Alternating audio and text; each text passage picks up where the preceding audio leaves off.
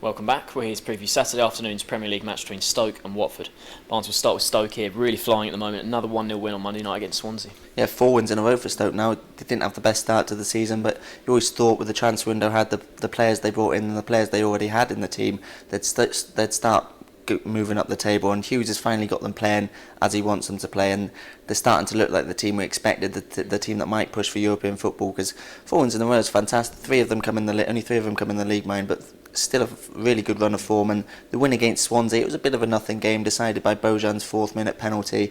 A bit of a contentious penalty for me, probably not one. People saying Bojan perhaps clever putting his leg across, but yeah, as I say, I think he's conned the referee a bit. It wasn't a dive by any means. I don't think he perhaps should have been booked, and you can see why he's done it. You can see why people think he's clever, because he has bought the penalty, and at the end of the day he's trying to win the match for his side, so you can see why he's done it. I don't think Hughes would be having a word with him for doing it, because at the end of the day it got him the 3 points, but for me he has conned the referee a bit. I think Ashley Williams, it was very harsh on him because he couldn't really do anything about it. But a win away against Swansea, who we know started the season really well, dropped off a bit in the months prior to that game, but still a tough team to play. So to get a win, a clean sheet at the Liberty Stadium, up to 11th in the table, everything looks good at the moment for Stoke. Certainly, some of their players just seem to be finding their feet a bit. You know, Bojan coming back, he's now full fitness, isn't he? And certainly a player that stood out for me is Arnautovic, playing really, really well, and for Austria over the international break as well. But certainly,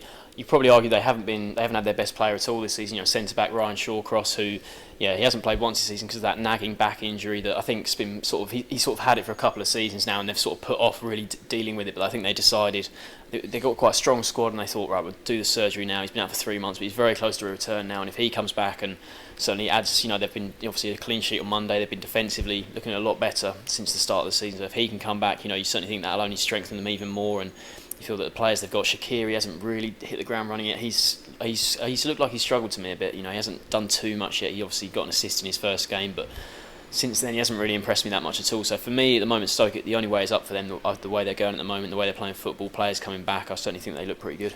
Yeah, I think, as you mentioned, Shawcross will be quite an important one, but they haven't really missed him so far. They've been solid defensively.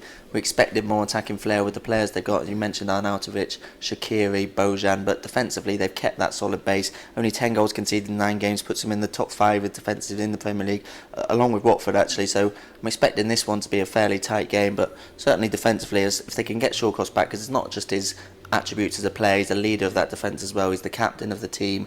If he can get them, you'd have to say get them even more solid from what we know about Shawcross, the way he can lead the team. So things don't look like they're only going to get better for Stoke. Certainly, like you say, 2 of the top 5 defences here going head-to-head against each other. But Watford, you know, they had only conceded 7 goals in the first 8 games, 3 against Arsenal last time, losing 3-0 at home there. Obviously, Arsenal in good form at the moment. We saw them again beat Bayern Munich last night. So, you know, certainly it was a really tough game for Watford against Arsenal, but they held them for, you know, long periods of that game. It was 0-0 for a long, long time, and then they conceded that goal where, you know, Ozil gets into the box. It looked like it might have been a penalty, but then Sanchez sticks it away off the post, and they were angry because they thought it should have been a penalty at the other end. I think it was Capoue went past Coquelin, and for me, watching the replays, it would have been very, very harsh on Watford if that had been given. But, you know, Watford did have the odd chance before that. I think Igalo in the first half, he had their best chance, went through on goal, and Koscielny got back, and he sort of, you know, nudged him a little bit. It wasn't enough for a penalty. Igalo looked up as if to say, you know, that should have been a penalty, but, you know, he really fluffed his lines there, nowhere near the target. And considering the form he's been in this season, I think most people probably expected him to at least test Petr Cech there, but he couldn't do that. So, you know, 3-0 defeat, that leaves them 15th at the moment. Not looking too good for them, but certainly, apart from that 3-0 defeat to Arsenal, they have been defensively pretty sound, but it's in attack where they're really struggling. Yeah, and I think that 3-0 defeat was very harsh on Watford. They held Arsenal, as you mentioned, an in-form Arsenal for a long spell of that match, and as you mentioned that Igalo one, I think they need to take those sorts of chances, particularly against the big boys, but in all their matches, because particularly Igalo, he's been getting all the goals for them at the moment. They've now only got 1 goal in the last 3 games, only 6 all season. I think 5 of them have come from Igalo. Deeney still hasn't scored this season, 9 games without a goal for him when he's got more than 20 goals in his last 3 games, the first ever Watford player to do that. So they need him to start firing. There was big questions whether he could make the step up to the Premier League.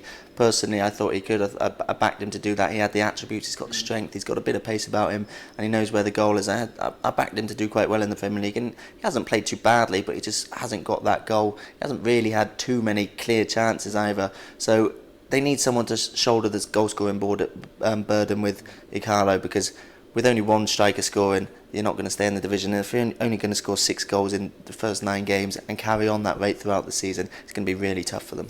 Yeah, I think you mentioned Deeney there. The fact that he hasn't really had that many chances, because Watford, Flores has come in and he's certainly, for me, he's laid those defensive foundations. We said apart from the Arsenal game, their defence have been pretty good. One of the best in the league, but they're not creating enough chances. And I think now that he's got his players working to a certain defensive style, I think maybe he just needs to experiment a bit more in attack, because no matter how many times they concede, say, none or 1 goal in a game, they're not going to win. If you're not going to win enough games, you don't score enough goals. So that's something they need to do. I think they need to experiment a bit more. And certainly this game, problem is going to Stoke. It's always going to be a tight game. So maybe this isn't the right game to do so. And they certainly need to get a win here, because they've never actually won a Premier League game in October. Do you see that changing?